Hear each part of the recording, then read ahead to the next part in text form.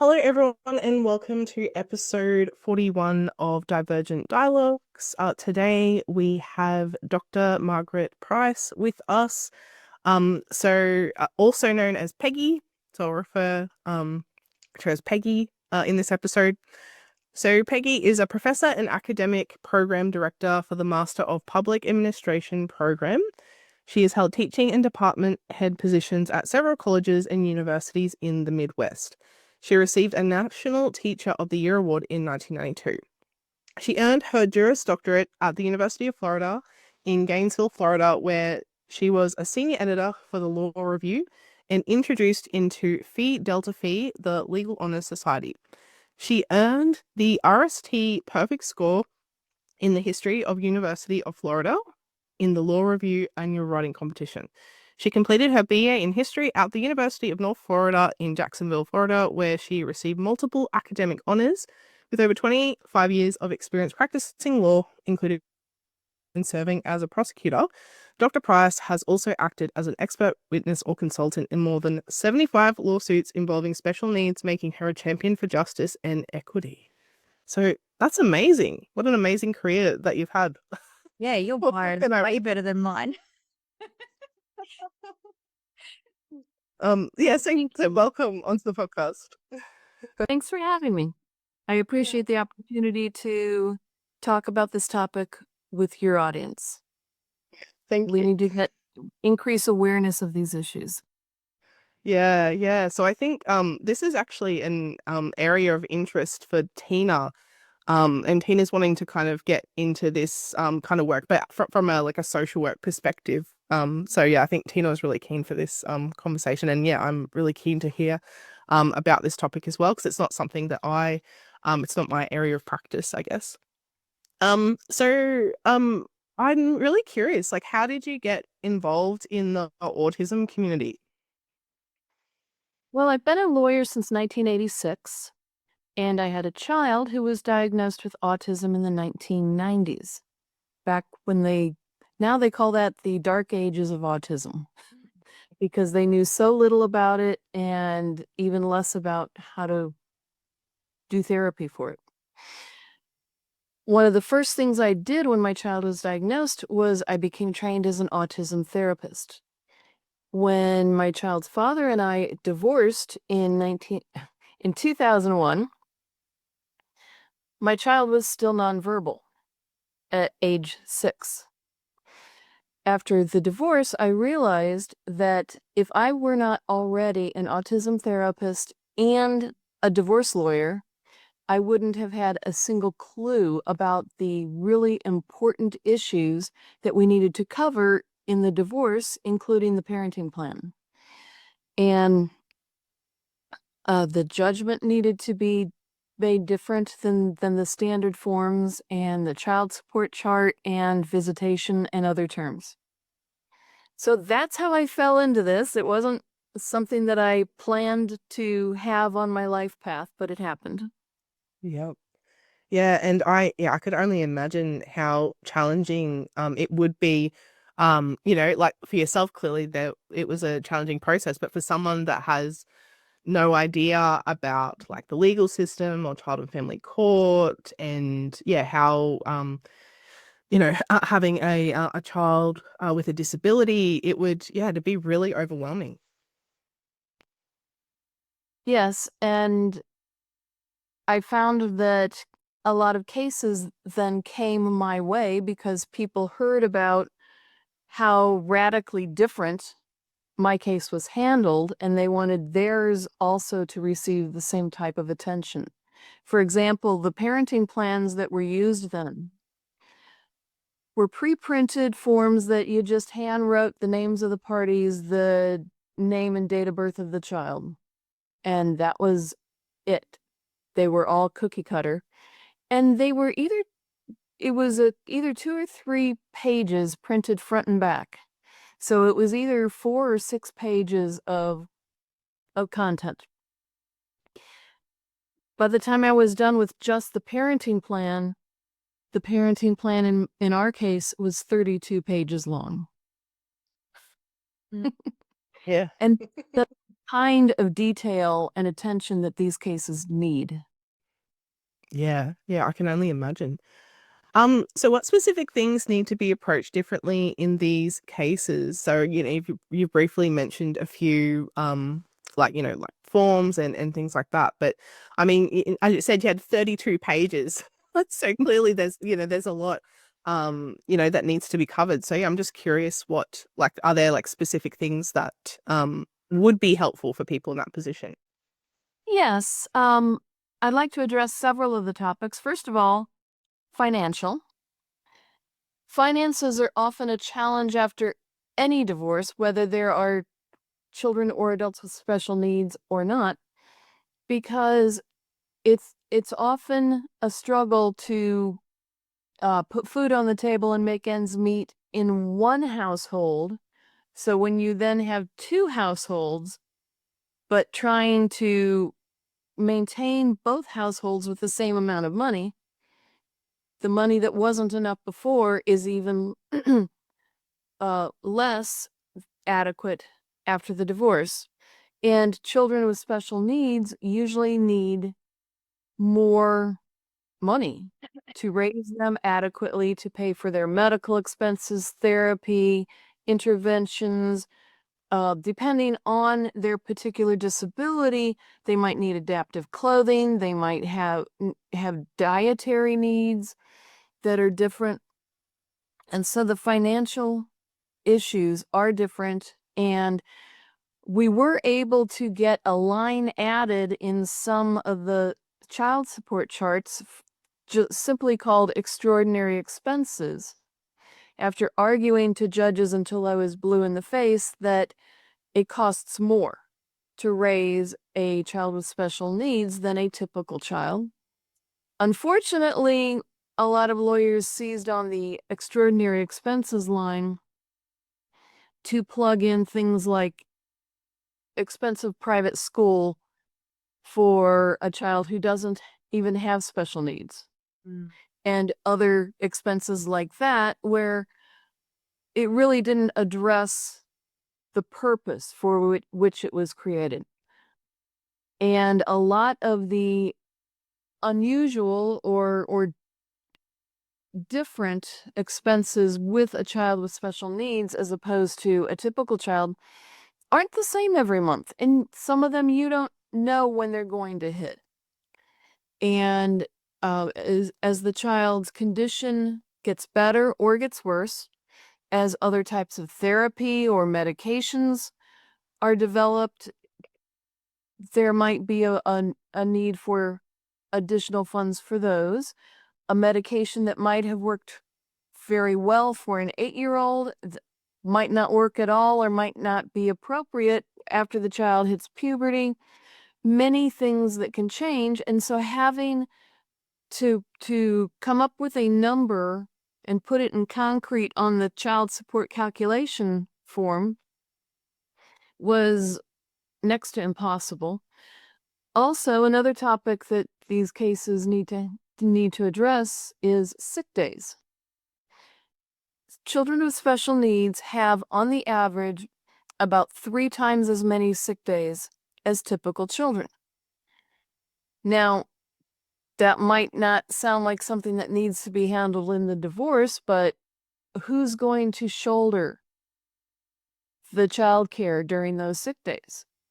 If it all falls on one of the parents, they might not be able to maintain full-time employment because they're doing the lion's share of the unplanned, unscheduled childcare. What that means is that parent will struggle to maintain full-time employment. They might get fired for excessive absences. They get fired, then they will likely lose their health insurance and not be contributing to their retirement savings for the future. They will then, when they find another job, it might be another entry-level position that doesn't pay well. It might not have benefits for a while. And all of those things can come out of the situation when the divorce papers don't stipulate how the sick days, the child care during the sick days, will be shared by the parents.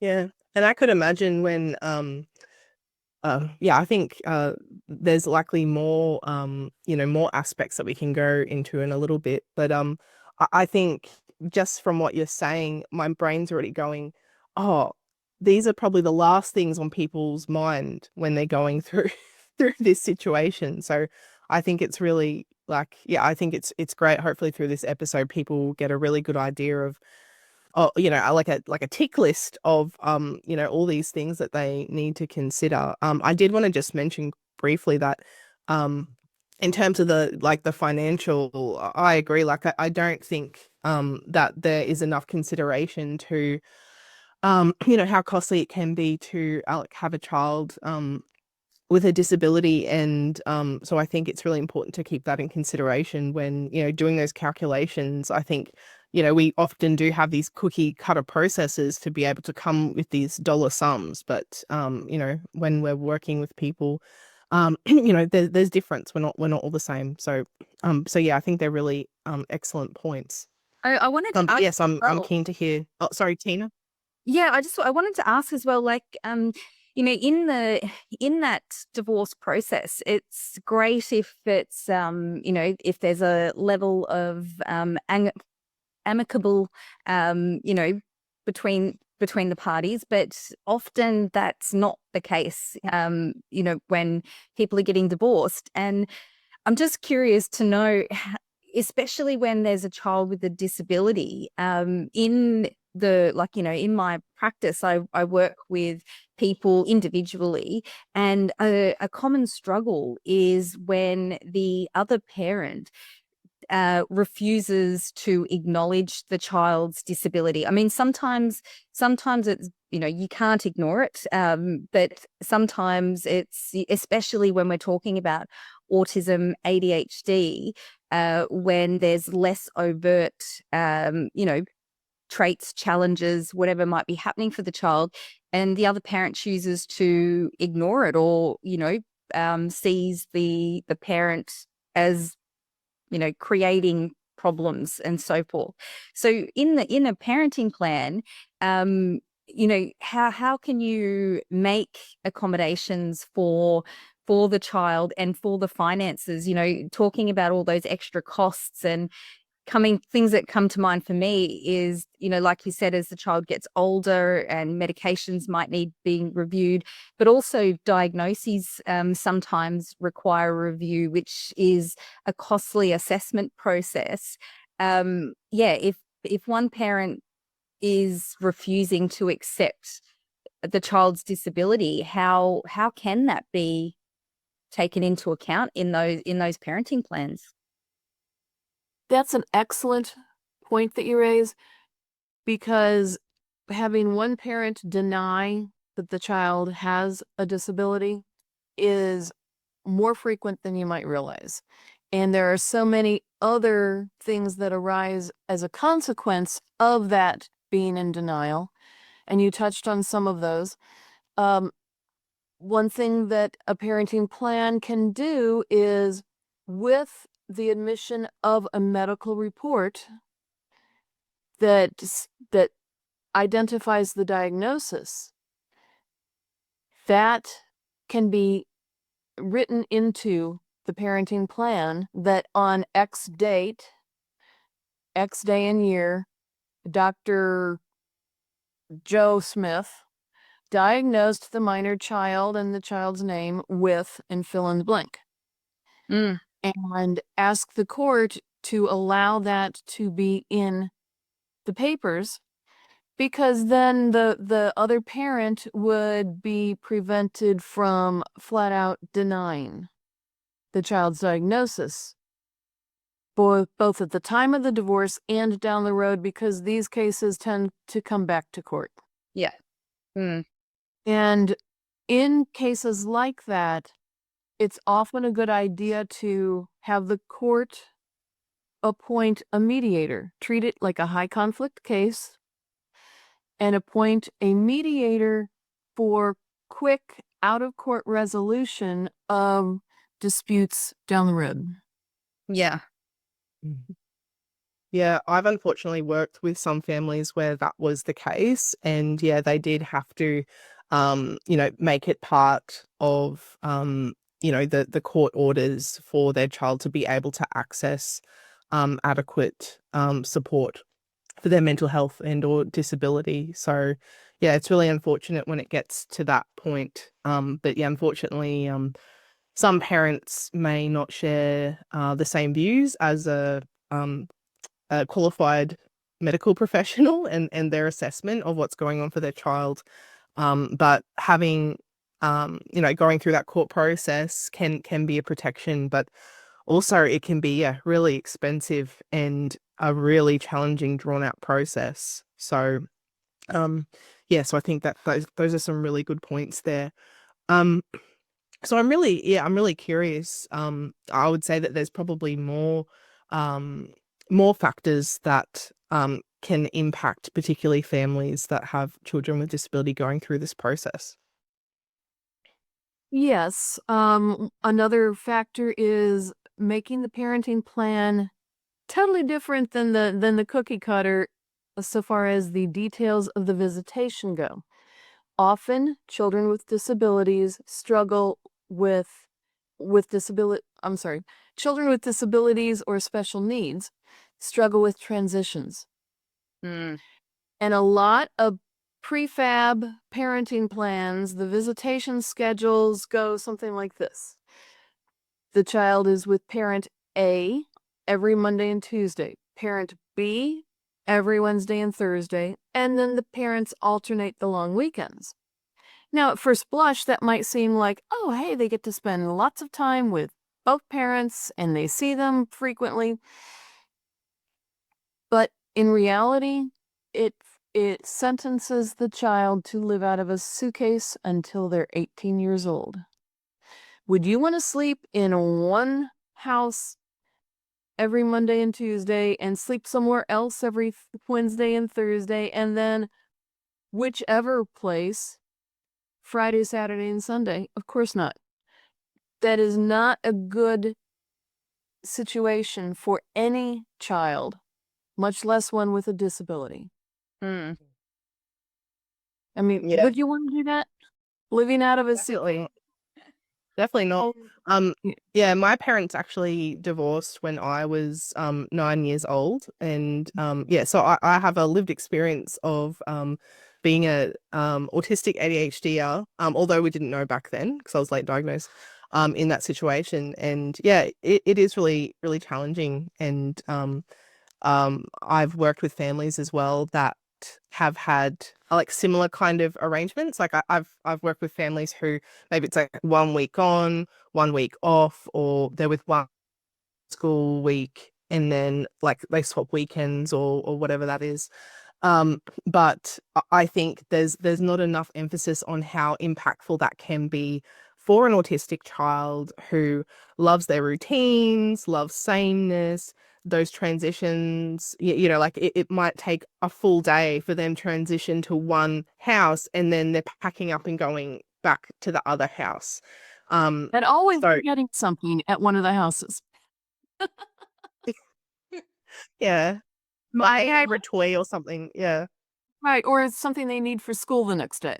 Yes. My Yeah. children, neurodivergent children, and they live between my house and their dad's house. But because of the tremendous energy and effort put into the co-parenting relationship, he and his partner, they actually brought a house pretty much at the end of my street. And as frustrating as it is for us as the parents sometimes, that oh mom, I'm sorry, I've left this really important thing like my laptop for school at dad's. And I think that having that understanding that these are normal things for kids that do live between households. It's on us as parents to bear the the frustration of having to do the run between, which, we do quite often, to make sure the kids don't have to deal with that stress, because there is always something that is forgotten, and it is rough on them living between two households. And yeah, though, that sameness is so important sometimes, and sometimes that looks like my daughter in particular coming, like, she's got two complete bedrooms, everything she wants, needs at both households, but sometimes it looks like her literally packing up every soft thing in her room to transition back to either house, because there might be extra stress in her life at the moment, and it's like, no, I need the blanket from mum's house at the moment, that has to go, and being okay with that, which means that because another typical issue that comes up in divorce, and that's separated parenting, is I brought that it belongs at my house. And I've really been incredibly vocal for advocating for my children that no, it belongs to them. And yes, sometimes I feel annoyed when all of their clothes end up at their dad's house somehow. I mean, he buys them clothes. There's no issues there whatsoever, but it's that sameness thing. And, this month I cannot wear anything other than that one pair of jeans you bought for me 5 years ago. And so that is frustrating. But it's really important that everything I buy for them, or that their dad buys for them, is viewed as their possession, not mine, not his.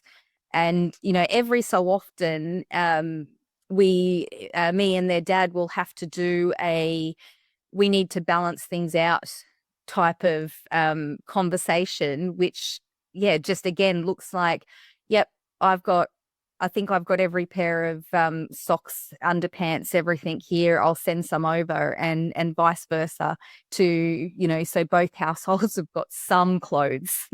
But yeah, it's so important, I think, for the adults to work together to take that pressure off the kids, because neurodivergent children, like, it's executive function, working memory, yeah, all of those things, and they need time and space to develop those skills. And they're not going to do that when they're under immense pressure and anxiety to not forget a single thing, when, yeah, you're being bustled between two houses that you didn't choose to do. Yeah, and I think it's. Oh, sorry, Peggy, you go. Oh, just a quick comment that I've actually seen cases in which one parent would unpack everything that the other parent sent over in the child's backpack or suitcase and sell it at a yard sale. Ugh. And pocket the money. And talk about not respecting the concept of these things belong to the child. Mm. And those were things bought by the other parent, not by the one who sells it. So the root of the problem is there are a lot of people who, first of all, should never have become parents. Mm. And secondly, are so selfish they can't see their child's needs and how their actions impact them. Mm. What were Yeah, you? I think like something that's really important is that, sorry, my cat is being really cute and cuddly. He's being very sweet. Yeah, I think something that's really important is that, obviously when there is a divorce, it is a challenging, like emotionally challenging situation, for the parents, for the family, for the child. And, there's a lot of emotions there, right? And there can be a lot of hurt between the parents, one parent, whatever, depending on the situation. And I think what's really important is to really keep the child at the center and in mind, because at the end of the day, they are a child, particularly a child with disabilities. They are a child. their vulnerability. They literally depend on their parents to be able to provide safety, and their basic needs. And it's really confusing as a young person to be going through that process. So I think it's important to, I guess, honor your emotions and feelings and your process as a parent and, within that divorce and within that relationship, but also don't lose sight of your child who is equally as distressed and confused. And the thing is, a child, they don't have the same ability to be able to make sense of the situation as, say, an adult does. And something that I find that happens a lot is children blame themselves for the separation or the conflict or whatever it is. So like the number one thing I think that's important is just keep that in mind. It is hard. There's no perfect way to go through this process. It's really challenging, but just keep in mind the confusion that the child is experiencing. And it can be really difficult to maintain sameness across households. Like, obviously practical wise, it doesn't really work out, but particularly for autistic children, having that routine and that sameness and consistency is so, so important. And it will make a world of difference between a child that's highly anxious and dysregulated constantly versus a child that, yes, there's still those transitions and there's going to be some challenge there, but their baseline, they're able to cope or at least have some predictability and feelings of they have they're participating in something that they have some power within, as opposed to just being flung from place to place or situation to situation in a state of confusion. I agree. The best parenting plans will have a statement that each parent should maintain a similar schedule, meaning similar bedtime, similar routines for what they do when the child gets up, how they manage getting them off to school, and what they do after school, and meal times, and getting ready for bed, because that sameness is one of the most stabilizing things you can do for a child with special needs, because their world has been turned upside down. So the most normalcy you can give them, the more of that, the better. Yeah. When I divorced, I told my then well, not then ex, but the soon to be ex then, that we were no longer married, but we were now in business together. We were joint ventures in the business of raising our child. And so when you approach it with that mindset, you take the emotion out of it and you treat each other with more respect instead of flying off the handle because of, oh, you've done this for, 6 years and you're still doing it. You wouldn't talk that way to a business partner. Mm. You wouldn't hide information from a business partner. You would keep each other fully informed of the essential information. You would discuss important issues as they arose, and you would try to reach consensus. Why don't people do that with raising their children after a divorce? I find that parents switch. I mean, parents parent from a fear perspective often, but after divorce, I noticed that fear-driven parenting escalates. The fear of the child choosing the other parent. I don't want to stick to that bedtime routine because, we're having fun at my house. And, so that fun time parent or the framing the other parent as, oh, they don't care about you. They don't love you. They're not doing all these things. And it's, that fear that the child's going to choose the other parent. So I need to make that child love me more.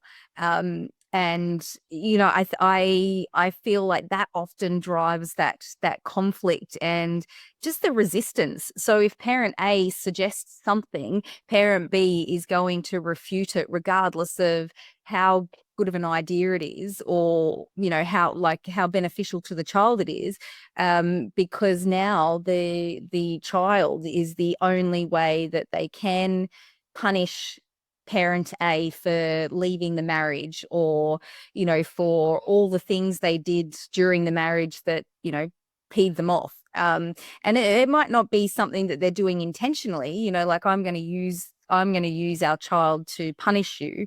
But I find that seems to be what does sort of happen.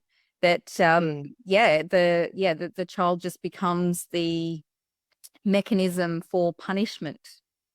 And I think something that's important. Oh, sorry. Go ahead. I was going to say, I think something that's important to consider in that situation, if you are a parent or you are the parent that is struggling to emotionally process that divorce, it's really important to keep in mind that, especially a young child, they might not remember every word said or everything that happened, but they will remember how you made them feel. They will remember whether or not they felt safe, whether or not they felt cared for, whether or not they had their needs met. And, that's why a lot of adults, they end up in therapy because, they didn't have their needs met. And so I think, running around trying to impress your child in that way, or running around trying to make things more difficult for the other parent, you need to consider, if you really want to have a long-term healthy relationship with your child, how you're contributing to that, and whether your actions are contributing to that. Because I think sometimes people think, oh, well, they're a child. It's like, yes, they're going to grow up to be an adult with autonomy, with their own thoughts, with their own ability to make decisions around who they want to have relationships with and not. So it can be really easy to get stuck in that situation because it's so emotionally driven. But also think about the trajectory, and in 5-10 years or whatever, is whatever you're focusing on now going to be really important. And in my view, what's important? Your relationship with your children. Like, I think, number one priority. Obviously there's other things that are needed, but I think, that's just something to keep in mind that's really important. And sorry, Peggy, what were you going to say? Oh, no. Well, and I agree, and that is an important point. These are the kind of things that should be stated explicitly in the parenting plan, because a lot of people will refuse to, like, as you said, Tina, refuse to do something just because the other parent suggested it, without any consideration to how that impacts the child, and refuse to have the child do their homework because they want to be the fun parent, or not do any bedtime because they want to be the fun parent, without thinking about how do those actions impact the child. Okay, they're going to get bad grades at school and they're going to be exhausted the next day. Is that in your child's best interest? So having things stipulated in the parenting plan, you would think you wouldn't have to say these things to a parent, but I have seen situations in which a parent will say, we're going to go out and have fun, and you can't make me do these other things, like take the child to their therapy appointment, like administer medication to the child. Some parents have to be specifically ordered by the court to do those things. And the best way to make sure that they get done and enforced is itemize them in the parenting plan. Again, you shouldn't have to. Who's the parent? Who's the child? Yeah. But Unfortunately, sometimes you have to, and it's in the best interest of the child to protect them from the consequences of selfish parental behavior. A lot of parents will say, well, what about parental rights? You're trying to interfere with my parental rights. And the response is, this isn't about you. This is about the fact that our child needs to go to kidney dialysis, and if they don't, and you refuse to take them because it's your evening with them, you're going to hurt them. Mm. This isn't about parental rights. This is about the child's right and the child's best interests. Mm.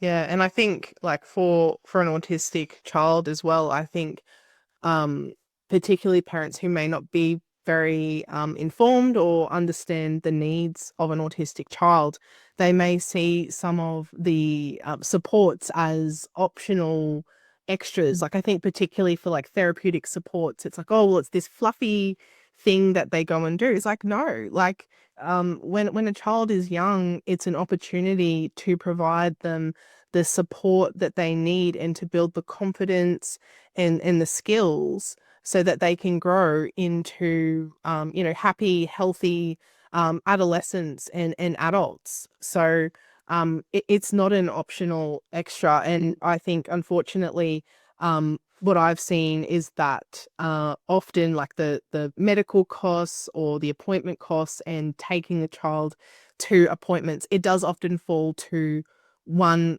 parent. And as you were saying, Peggy, they've got to take time off work, so that's costing them money. And obviously they want what's best for their child, but they're put in this impossible position where like they have to put themselves in a position of disadvantage financially or time-wise or whatever, so that they can ensure that their child's needs are met. And it's this really frustrating situation I've seen a lot of parents in.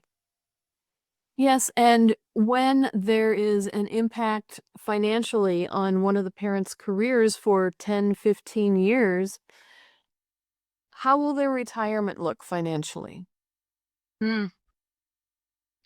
I know of many cases that tragically a parent of a disabled child, whether it's autism or a mobility issue or some other disability, lives in poverty after the child becomes an adult, and some of the children never are able to achieve living independently. So that parent who is already impoverished because of their years of taking care of the child to their own financial detriment and of course child support automatically ends in the US at 18. And so with the emancipation from child support, having to do that on one parent's often part-time salary because they have to spend so much time caring for the child and these other issues, then the child is living with them as an elderly, impoverished, single parent taking care of their disabled child on fumes, on next to nothing. It happens, and people need to know about it. Unfortunately, there's a lot of that going on out there, and it could be managed far better if they address the issue when they got divorced. Yeah. Because it's coming. Down the road, people will get old, people will retire, the child might not be able to live independently, and because they might not have been able to contribute much to their retirement savings or to, here in the States, to Social Security, they will have a meager income. Mm. Yeah, and I think I've seen in some cases where, particularly if there's been like domestic violence or like coercive control in the relationship, and finances was one way that one they maintain control, is they can try and make the other parent look like, oh, all they care about is money, and they're money grabbing and all this sort of thing. But usually the money goes into their bank account, and then it goes out to the therapist, the medication, whatever support needs. Like they're not living this lavish life of luxury. It's literally, I need this money so that I can live. I mean, money is a resource that we all need. We live in this society where that's our currency. That's how we pay for goods and services. So, But I think um, there's also that lack of understanding that you're right. It's the money is about being able to pay for all of those things. And when one parent makes comments along the lines of, oh, I'm not giving my money to you to spend on yourself. I will pay for, half of the child's appointments there, I'll pay my share of their therapy appointment, yada yada yada. But it takes um it doesn't acknowledge the time off that the parent is time off work, the petrol money, and like their lack of engagement in their career. So yeah, it's like, well, okay, yeah, you pay for the child's therapies and whatnot, but what about the person who is taking them to all these therapies and so forth? Because if I have to be off work and paying for petrol and all of these sorts of things, then maybe we need to consider hiring someone to facilitate these appointments, which would be horrendous for the child being carted around by an employee rather than their parents. So it's I think having a dollar value on the time spent from the parent doing the facilitating, I think would shock people. Yeah. Yeah. My suggestion to those parents that feel like the parents trying to money grab or rot them or whatever, I would suggest that you spend maybe a week or two taking the child to all these appointments, paying for everything, and have that experience of what it really is like and what the true cost is, and then make a decision whether or not you think that that's what they're doing. Well, and a lot of people don't realize that managing the care of a disabled child, just managing the care as a separate thing from doing the transport and all of that, takes a lot of time. You have to schedule the appointments, and that might take 4 or 5 phone calls just with the doctor's offices just for one appointment. Managing the insurance benefits, managing the government benefits, constantly researching, trying to find any therapy or interventions in your area. Those things can all add up to a part-time job in themselves. But they almost always fall on one parent. Mm. Yeah, And so not from the career as well. yeah, definitely. So I think we've covered a lot in this episode. So I just wanted to check in if there's anything else that you think is particularly important when it comes to like creating a parenting plan or going through court, like any tips for like what might be helpful, because I would imagine when you're at the beginning and you're in all of this distress, you're not thinking of these things. And I think the theme that I've seen throughout all this is think ahead, think to the future. But I think a lot of people wouldn't be in that mindset. There's one thing that I'd like to leave you listeners with, and that is do crisis planning at the time of the divorce. We all found out during the pandemic when schools shut down, hospitals were highly restrictive, courts shut down, and people could not get disputes resolved through the legal system. Chaos ensued. Parents with special needs children, I know of some who, for example, the child needed cancer treatment. One of the parents refused to admit that the child had cancer, even though a medical doctor diagnosed it and they had a stack of medical records. The parent would not consent to the medical treatment. Ordinarily, they would have gone to court and the judge would have ordered that parent to stop being fill in the blank. So there hopefully we'll never have another situation like that pandemic, but it's already happened once, and whether it would be because of a medical pandemic, war, economic crisis, people need to make plans in writing, court enforceable in the orders about how they will handle crises, resolving disputes in the future outside of court when they can't get to court. There were so many tragic things that happened to children with disabilities during the pandemic because they couldn't get the services that they needed. Yeah. And now that we've all gone through that, you know, they say that if you don't learn from the past, you're doomed to repeat it. Let's not do that. Plan for a crisis. It's like, well, why should we buy insurance? Nothing bad has happened, or only one thing bad has happened. It's pointless to wait until the car crash to go out and then buy car insurance. You plan for worst case scenario. Why don't we do that with our families when they go through divorce?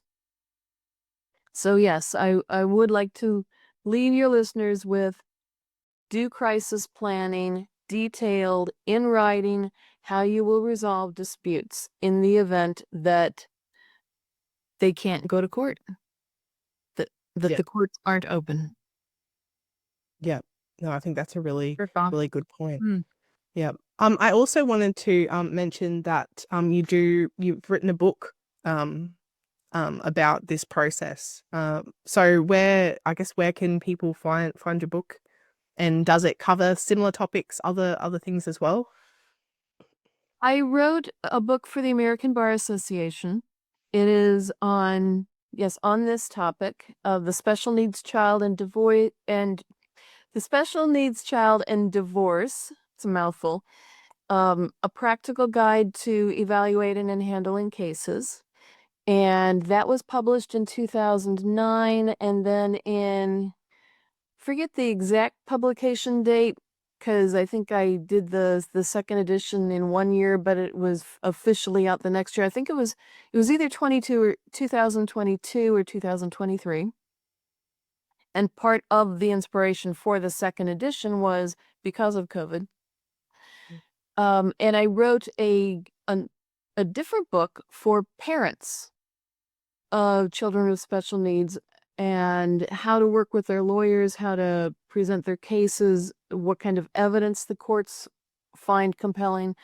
And that is very similar titled. It is Divorce and the Special Needs Child, a Guide for Parents. And that was Jessica Kingsley Publishers out of London. Oh, yeah. Yeah, So, excellent. yes. And those include proposed forms for every stage of the process and checklists. Yeah. I love a checklist. So Me too. I think a lot of my autistic clients do. Thank you so much, Peggy. I think you've done some really brave, important work. I could imagine that, this is a very challenging, it'll be a challenging experience, but also a challenging area to work in. But I think it's amazing what you've done, and that you've put together this guide for people going through this really challenging situation. So I just wanted to acknowledge that. Yeah. I just wanted to help people going through the same thing that I did. Yeah. And that's, I guess we really love that on Divergent Dialogues, that lived experience when we, go through these challenging situations, and, we, it's hard, one, knowledge and experience, but being able to turn that into supporting others, I think that's one of the best things that people can do. Thank you. And I really respect and admire what you do on Divergent Dialogues, and I think you're helping a lot of people. Yeah, Thank you for the opportunity today. That's okay. Thank you for listening, everyone, and we will you'll hear us next time.